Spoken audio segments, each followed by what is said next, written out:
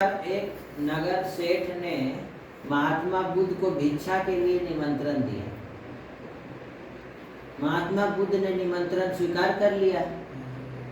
सेठ जी का मन तो बिल्लियों जैसे उछलने लगा कि मुझे भिक्षा के बदले ढेरों आशीर्वाद और दुआएं मिलेंगी।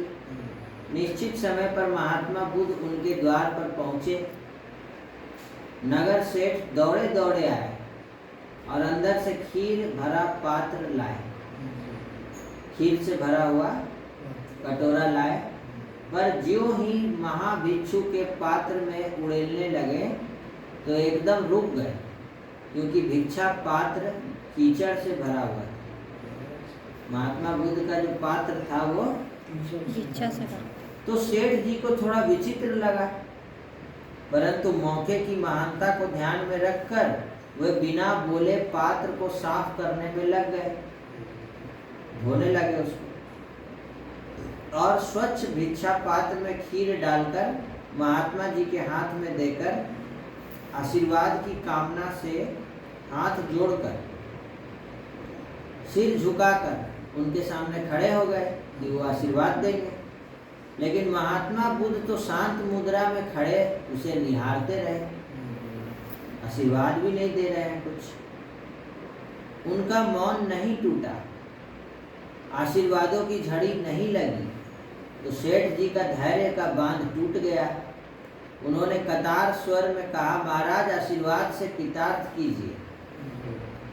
महात्मा जी तो जैसे इसी क्षण के इंतजार में थे कि कुछ बोले। उन्होंने ओजस्वी वाणी में धीरे धीरे कहना प्रारंभ किया कि हे नगर सेठ, जिस प्रकार भिक्षा लेने से पहले भिक्षा पात्र का स्वच्छ होना जरूरी है,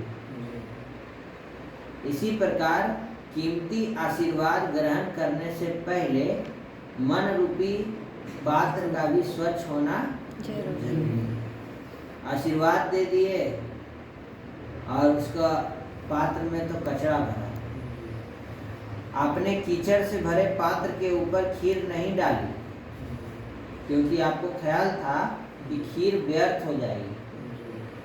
खीर की कीमत तो कुछ पैसे मात्र ही है, परंतु मेरे आशीर्वाद की कीमत वो तो अमूल्य है।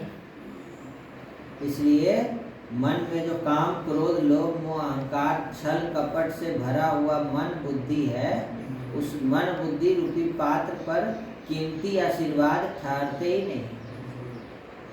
इसलिए आप भी पहले क्या करो,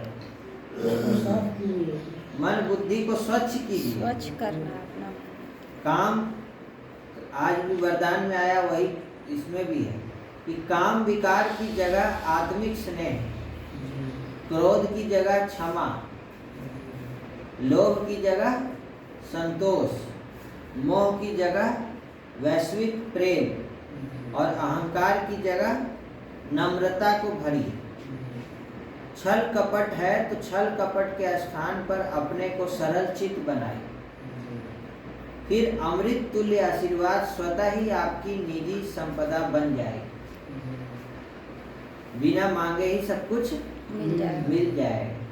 नगर सेठ को आत्म विश्लेषण का बहुत सुंदर मंत्र महात्मा जी से मिल गया, जिसने उनके जीवन को अच्छाई की ओर मोड़ दिया।